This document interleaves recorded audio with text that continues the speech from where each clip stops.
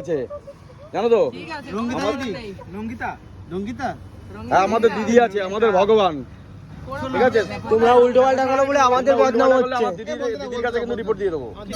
তোমরা যেভাবে ভিডিও করছো এটা জাস্ট ফর এন্টারটেইনমেন্ট।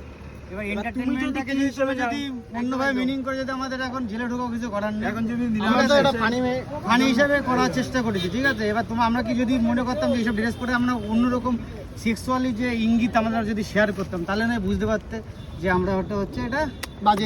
এটা মানুষের এন্টারটেইনমেন্ট পারপাস করছি, যে যেভাবে নেবে তার সেভাবে লাগবে। তাই উদ্দেশ্য দিয়ে আমরা কেস খাবো এই যে পকেট থেকে ফোন। তুমি দেখেছো কালকে রাত্রে, আজকে সারাদিন একটা ভিডিও ঘোরাফেরা করছে, দেখেছো তো?